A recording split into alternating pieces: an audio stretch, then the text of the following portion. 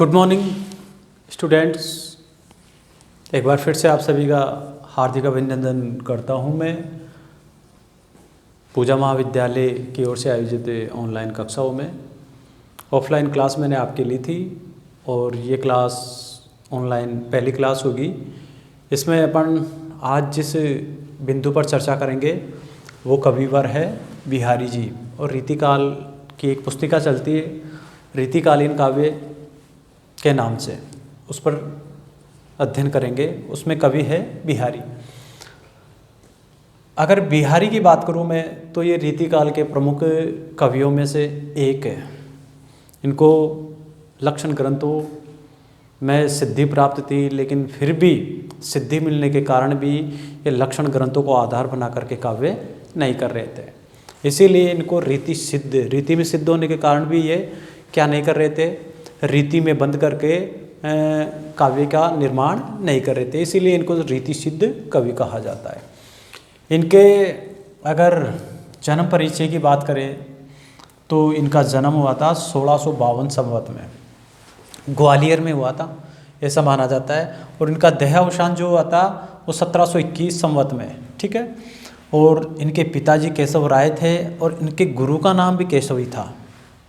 पिताजी केशव राय और गुरु केशव, ठीक है ना। मथुरा में इनकी ससुराल थी। इनकी ससुराल कहाँ पे थी? मथुरा में थी, ठीक है। और श्री कृष्ण के उपासक थे। इन्होंने कृष्ण की वंदना की, कृष्ण के ऊपर अनेक दोहे का सर्जन किया या निर्माण किया। और इसके अलावा बुंदेलखंड में इनका बचपन या बाल्यकाल बीता था।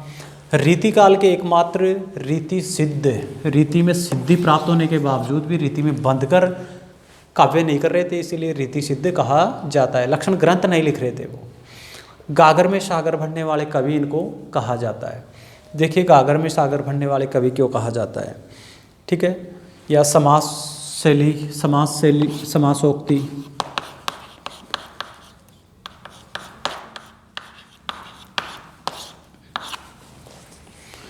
समासोक्ति के कारण ही इनको गागर में सागर भरने वाले कवि की उपाधि मिली है, ठीक है। क्यों? क्योंकि गागर में यानी घड़े में समुद्र नहीं आ सकता, लेकिन कवियों ने असंभव को भी क्या कर दिया है, संभव कर दिया है। घड़े में वास्ते में ही समुद्र का जल भर दिया है। कैसे? घड़े के जैसे छोटा सा दिखने वाला जो दोहा है इनका, उस दोहे में बहुत गंभीर और गहराई वाली बातें होने के कारण ही गागर में सागर की उपाधि या पदवी इनको दी गई है। और सही बात भी है। इसका मतलब ये हुआ इन्होंने अपने छोटे से दोहे में बहुत कम शब्दों में बहुत अधिक गंभीर वाली बातें प्रकट कर दी है। समासो ये कब होता है? कम शब्दों में अधिक बात कब प्रकट होती है? कि जब समासों का प्रयोग होता है। तो जाहिर सी बात है इनके काव्य में समासों का बाहुल्य है, ठीक है। इनके इस विशेषता को लेकर के कई विद्वान इनकी प्रशंसा करते हुए कहते हैं कि ससैया के दोहरे जो नाविक के तीर, देखन में छोटन लगर घाव करे गंभीर। बिहारी ससई के जो दोहे हैं वो नाविक यानी शिकारी के तीर के समान है। दिखने में तो छोटे लगते हैं लेकिन घाव करते गंभीर। जिस प्रकार से शिकारी का जो तीर होता है दिखने में छोटा होता है लेकिन गंभीर घाव करता है, वैसे ही दोहा छोटा सा है इनका, लेकिन वो गंभीर बातें क्या कर जाता है, व्यक्त कर जाता है। राजा जयसिंह के दरबारी कवि, ये दरबारी कवि थे, यशोगान करते थे दरबार में रह कर के। राजाओं के अनेक राजाओं के आश्रय में रहे थे, जोधपुर के राजा के भी और जयसिंह जयपुर के राजा के भी दरबार में रहे थे। एक दोहा लिखा था उन्होंने, बिहारी ने एक दोहा लिखा था, जिस दोहे के माध्यम से बिहारी की भी और जयसिंह दोनों की क्या किस्मत बदल जाती है, उनका जीवन बदल जाता है दोनों का उस दोहे के कारण। दोहा क्या था सुनिए। नहीं पराग नहीं मधुर मधुर नहीं विकासी काल, अले कल ही सो बंदियो आगे कौन हवाल। क्या कहते हैं? ये कब की घटना है? जयसिंह एक नवोडा रानी को जीत के लाते हैं, उसके मोह पास में पड़ करके राजकाज की तरफ ध्यान देना क्या कर देते हैं, बिल्कुल ही बंद कर देते हैं। तब क्या होता है कि मथुरा से कौन आ रहे थे? बिहारी जी आ रहे थे। बिहारी आए तो देखा कि वो राजपाट की तरफ तो ध्यान ही नहीं है जयसिंह का, राज व्यवस्था ऐसे ही ठप चल रही है। तब उन्होंने एक दोहा लिखा और वो दोहा मैंने आपको सुना दिया। क्या अन्योक्ति शैली में था, क्या था, नहीं प्राग नहीं मधुर मधु नहीं विकासी काल। अभी तो न तो इसमें प्राग कण बने शहद, न मधुर मधु, न इसमें शहद बना है और न इसका विकास हुआ है। अली कली ही सो बंधो, अभी से इस कली के ऊपर भंवरे आकर के बंधने लगे या मंडराने लगे, आगे कौन अवाल। जब ये कली खिल करके पुष्प बन जाएगी तो पता नहीं क्या होगा। अभी से भंवरे आकर के कली पे मंडराने लगे। इसका मतलब यह है, ये अन्योक्ति शैली में कह रहे कि राजा जयसिंह आप जिस नवोडा रानी के चक्कर में फंस करके उसकी प्रेम, उसकी सुंदरता से आकृष्ट हो रहे हो ना, वो न तो अभी शरीर से परिपक्व हुई है और नई मानसिक स्थिति से परिपक्व हुई है। अभी से तुम्हारा ये हाल है, जब ये यौवनता को प्राप्त करेगी, जब ये पूर्ण रूप से कली से पुष्प बन जाएगी या पूर्ण रूप से विकसित हो जाएगी, तब तुम्हारा क्या होगा। ये सुन करके राजा जयसिंह को बोध की प्राप्ति हो जाती है, ज्ञान की प्राप्ति हो जाती है और उस राजपाट की तरफ दोबारा से वो ध्यान केंद्रित करने लगते हैं। खुश होकर के बदले में जयसिंह ने एक सोने से भरी हुई, असरफी से भरी हुई एक थैली किसको देते हैं, बिहारी को देते हैं, और साथ में एक गाँव भी जागीर में दे देते हैं इनाम के रूप में। गाँव का नाम होता है काली पहाड़ी, और पाबंद करते हैं कि तुम ऐसे ही हमेशा के लिए एक क्या लिखना, एक दोहा लिखना, जिस पर तुम्हें प्रत्येक दोहे के ऊपर क्या मिलेगी, एक असरफी मिलेगी सोने की। ठीक है, तो इस प्रकार से दोनों का जीवन बदल जाता है इस दोहे से। किसका, जयसिंह का और बिहारी का। अगर इनके पूरे रीतिकाल की बात करूँ भाषा की, तो रीतिकाल में भाषा का प्रचम था कौन सी, ब्रज भाषा। ये भक्ति काल में भी थी ब्रज भाषा, लेकिन वो अपनी शिशव अवस्था में थी। उस टाइम पर उसका ब्रज भाषा का विकास जन्म ही हुआ था। ठीक है, लेकिन वो शिशु अवस्था में थी उस टाइम पर भक्ति काल में, यानी जन्म हुआ था। और आगे चल करके जब रीतिकाल आया 1700 से लेकर के 1900 के बीच में, तो ब्रज भाषा शिशु से क्या हो गई, यौवन हो गई, उसका पूर्ण रूप से क्या हो गया, विकास हो गया। सारे कवियों ने, रीतिकाल के जितने भी कवियों ने भाषा का प्रयोग किया वो ब्रज भाषा थी। ठीक है ना। ये इनके बिहारी जी के दोहे की बात करें तो दोहा, छंद की बात करें तो छंद कौन सा था, दोहा। और इन्होंने अलंकार, अन्योक्ति और शैली कौन सी, अन्योक्ति शैली के माध्यम से इन्होंने बोध करवाया। अन्योक्ति में एक जगह और भी लिखा है कि माली आवत देख कर कलियन करी पुकार, फूले फूले चुन ली काल हमारी बार। माली को आते हुए देख करके कलिया पुकार कर रही है कि ये फूलों को चुन रहा है, ले जा रहा है तोड़ करके, कल जब हम भी कलिया खिल करके फूल हो जाएगी तो हमें भी तोड़ के ले जाएगा। अर्थात ये अन्योक्ति के माध्यम से ये कहना चाह रहा है कि जो वृद्ध हो गए हैं वो उनको यमराज ले जा रहा है, वो मृत्यु को प्राप्त कर रहे हैं। वैसे ही जो अभी वृद्ध नहीं है, जो यौवन है, उनमें भी भय लगा रहता है कि जब वो वृद्ध हो जाएंगे वो भी ईश्वर को प्राप्त कर जाएंगे या उनको भी यमराज ले जाएगा। ठीक है, ये मैंने इनके काव्य की विशेषताएं और इनके जन्म से संबंधित परिचय आपको मैंने बताया। ठीक है, अब चर्चा करते हैं इनके द्वारा लिखी गई कविता पर। हाँ, ध्यान रखना, इनकी रचना एकमात्र कृति कौन सी थी, बिहारी सतसई।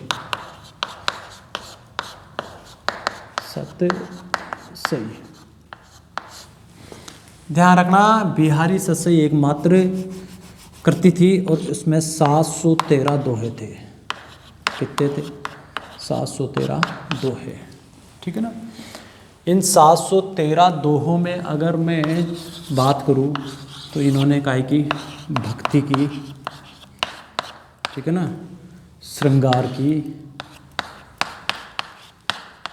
और नीति की अधिकांश बातें बताई। भक्ति श्री कृष्ण और राधा जी की कर रहे थे तो भक्ति की भी बातें की है, 713 दोहों में भक्ति का भाव मिलता है। श्रृंगार प्रेम प्रख दोहे सबसे ज़्यादा है। इसके अलावा नैतिक उपदेश भी दे रहे थे, हमें अच्छे अच्छे आचरण या सद्व्यवहार करने की सीख दे रहे थे। अब आगे बात करते हैं उनके द्वारा जो लिखे गए दोहे हैं उन पर चर्चा करते हैं। एक बात ध्यान रखना आप लोग, जो पुरानी किताबें हैं उनमें काफ़ी कुछ सिलेबस में चेंजमेंट हो चुका है, इसलिए आप कोशिश करना 2019-20 की जो बुक्स है उससे मैच करके आप तैयारी कीजिएगा। नहीं काफ़ी कुछ चीज़ें ऐड हुई है, नहीं आपके लिए संकट और दिक्कत हो जाएगी, ठीक है ना।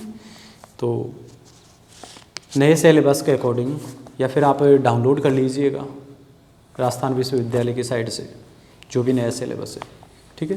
तो 19-20 से जो सिलेबस है उसमें चेंजमेंट हुआ था, कुछ नए ऐड हुए, कुछ हटे, उसके आधार पे करना है, ठीक है ना। मेरे पास भी किताब 19 की है, उसी के आधार पर मैं आपको टीच करवाऊँगा। देखिए पहला दोहा क्या कहता है, मेरी भवबाधा हरो राधा नागरी सोई। मेरी भव यानी सांसारिक बाधा, यानी बाधा या कष्ट दुख परेशानियाँ, हरो यानी हरण कीजिए, राधा नागरी सोई। राधा जी, नागरी यानी नगर में रहने वाली, चतुर राधा जी, ठीक है। जा तन की झाई परे, जिनके तन की झाई यानी छाया पड़ने से, श्याम सावले रंग वाले श्री कृष्ण भगवान के लिए है। हरे हो जाते, प्रसन्नचित्त हो जाते हैं। तो ये दोहा बिहारी सत्सई का मंगलाचरण का दोहा है, प्रारंभिक दोहा है। इसमें ये प्रार्थना कर रहा है, किससे प्रार्थना कर रहा है, श्री कृष्ण भगवान की प्रेमिका जो राधा जी है उनसे प्रार्थना कर रहे हैं बिहारी। क्या कह रहे कि हे चतुर राधा जी, आप मेरी सांसारिक जो बाधाएं है, सांसारिक जो दुख है, तीनों प्रकार के दुख, कौन से,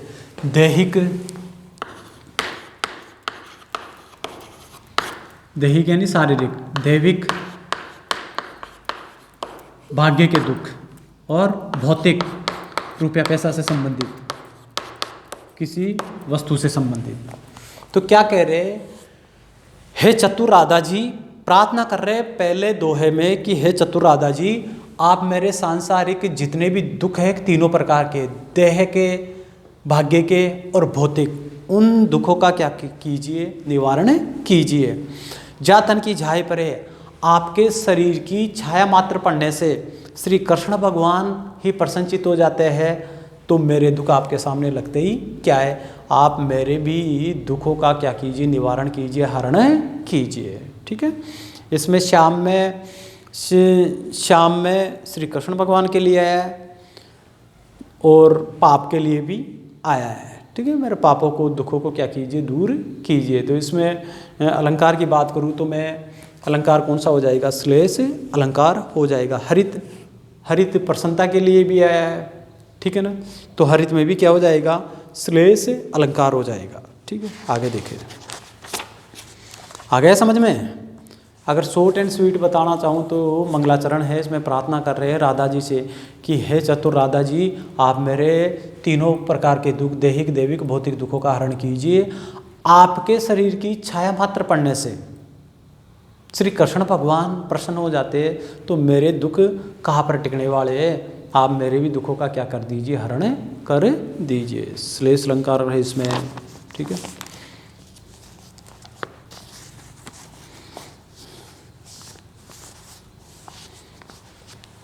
आगे देखिए दूसरा दोहा देखिए, तजी तीरथ हरि राधिका तन दूती करी अनुराग।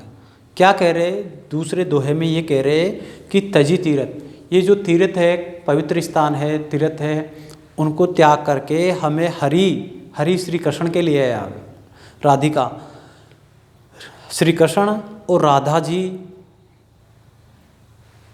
से अनुराग करना चाहिए या प्रेम करना चाहिए। तो पहली पंक्ति क्या कहती है कि हमें जो ये तीर्थ यात्राएं करते रहते हैं या तीर्थों पे जाते रहते हैं, उनका तो त्याग कर देना चाहिए, और हमें श्री कृष्ण और राधा से अनुराग या उनकी भक्ति करनी चाहिए, अर्थात श्री कृष्ण और राधा की युगल रूप में उपासना करनी चाहिए। किनको छोड़ करके, किनको त्याग करके, तीर्थ स्थानों का भ्रमण छोड़ करके या तीर्थ स्थानों की यात्रा को छोड़ करके श्री कृष्ण और राधा जी की जोड़ी के रूप में या युगल के रूप में युगल उपासना करनी चाहिए, यह कह रही है पहली पंक्ति।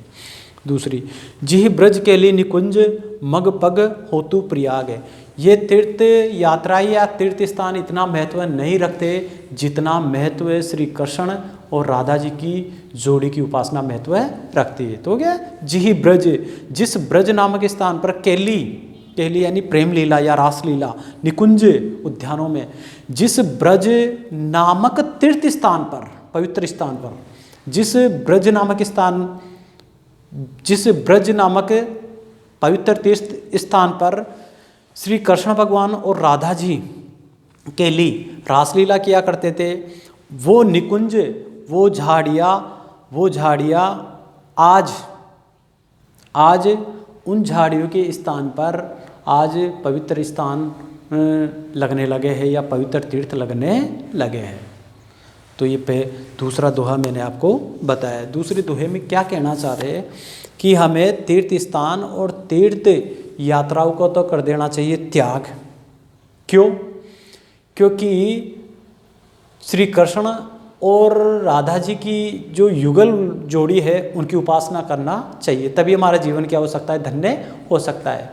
आगे ये भी कह रहे कि कभी ब्रज नामक स्थान पर राधा और कृष्ण प्रेम लीला करते थे, वो उद्यान जहाँ पर पग पड़े थे, चरण पड़े थे जिनके श्री कृष्ण भगवान के, वो स्थान आज किस रूप में पूजे जाते, तीर्थ स्थान के रूप में पूजे जाते। अर्थात हमें उन तीर्थ स्थानों का त्याग करके हमें सीधे ही श्री कृष्ण की और राधा जी की युगल जोड़ी के रूप में क्या करनी चाहिए, उपासना करनी चाहिए।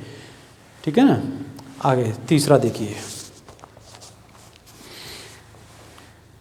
नाच अचानक ही उठे बिन पावस वन मोर। नाच अचानक ही उठे, अचानक नाच उठे। बिनु पावस वन मोर, बिना वर्षा ऋतु के वन में मोर। आगे तीसरे दोहे में क्या कह रहे हैं कि अचानक ही नाचने लगे हैं बिना वर्षा ऋतु के ही वन में कौन, मोर। ठीक है।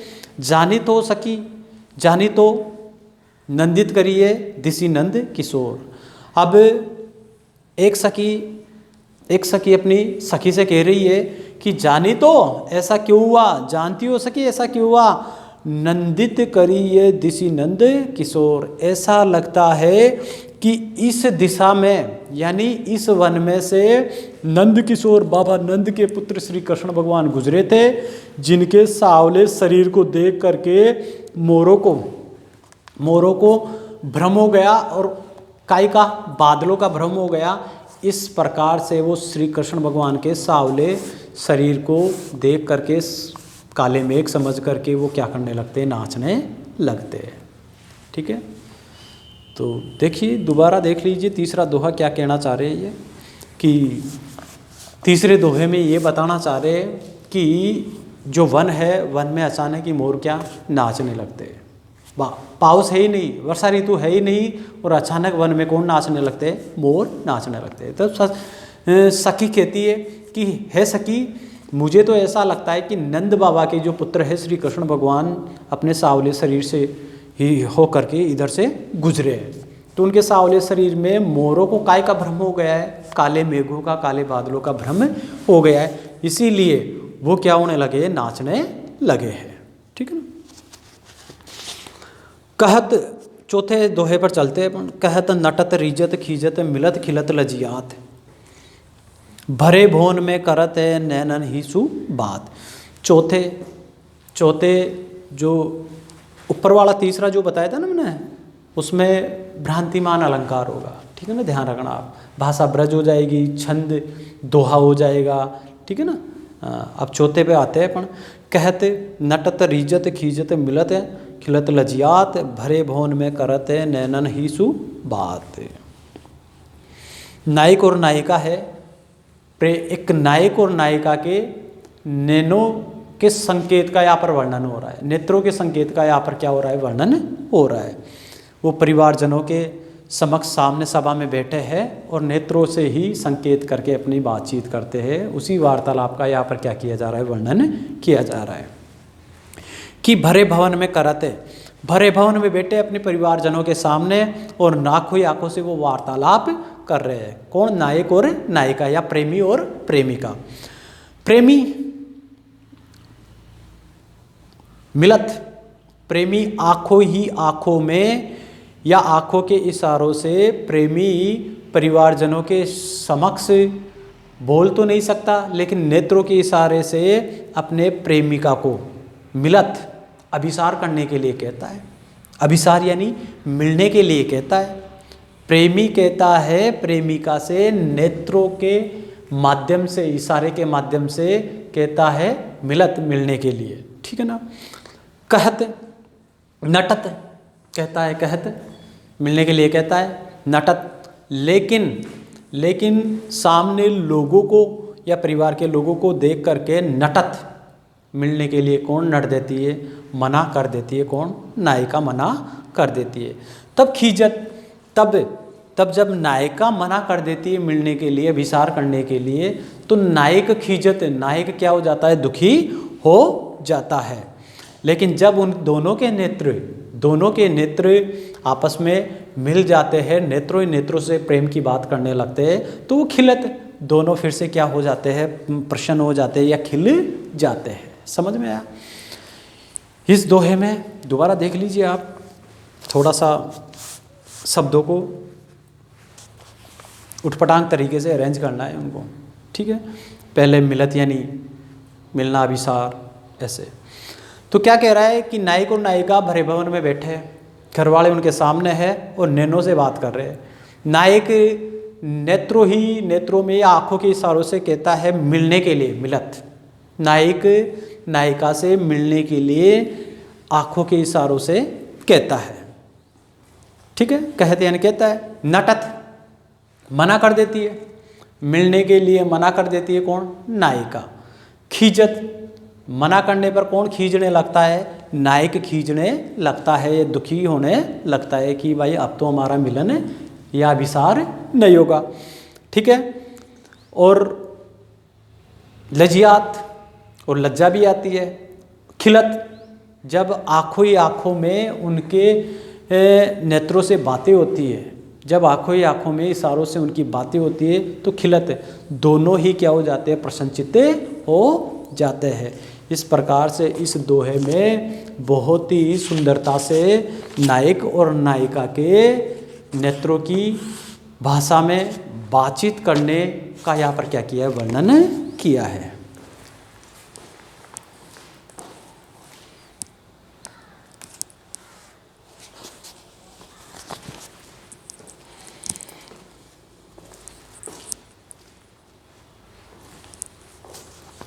देखिए नेक्स्ट,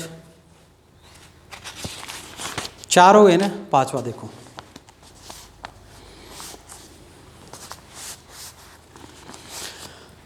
नहना, नैनन को कुछ बड़ी बलाए।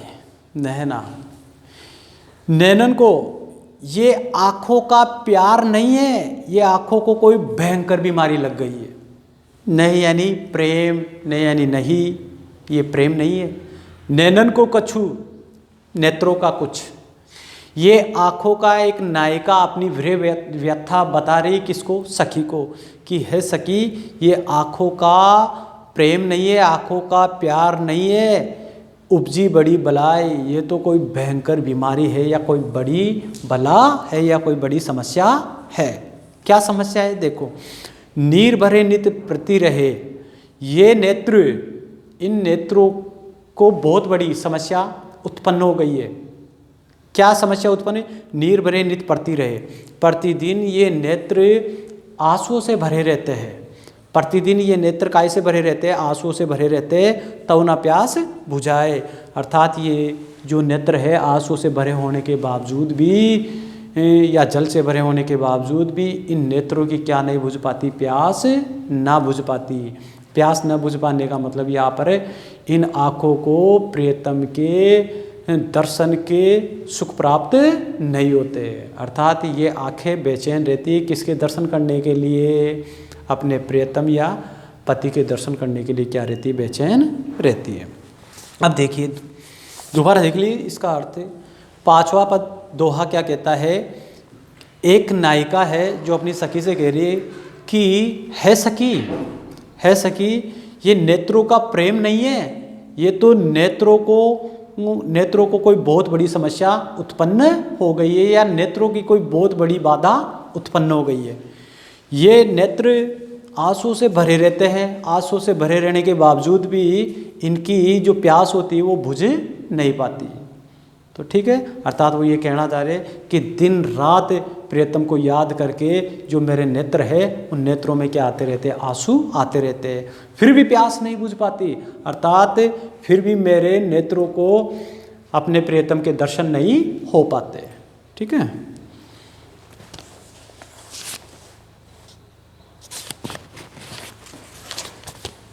आगे देखिए नेक्स्ट जो है छठा दोहा है, इस पर चर्चा करते हैं। पाए महावरु देन को नायनी बेटी आए। इस दोहे में एक नाइन है।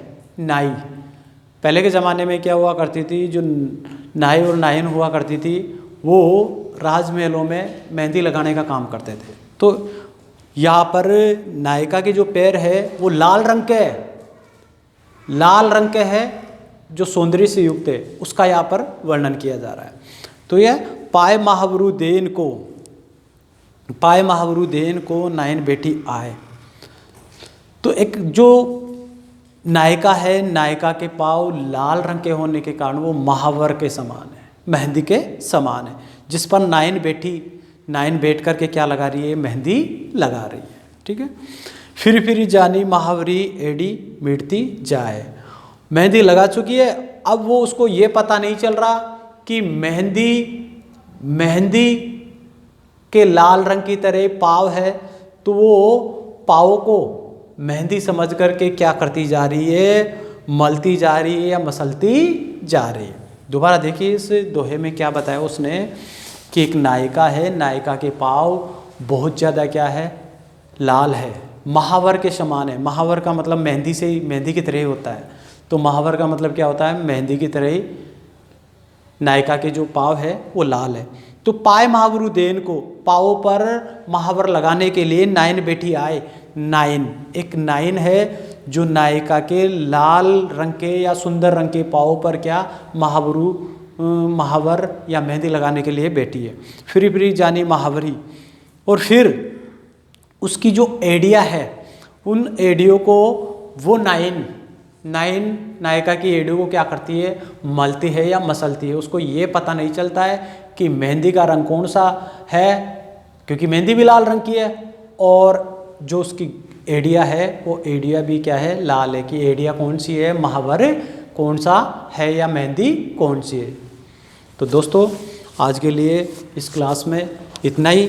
मैंने आपको 6 दोहे इसमें बता दिए, और ये इसमें बिहारी का कवि परिचय करवा दिया है।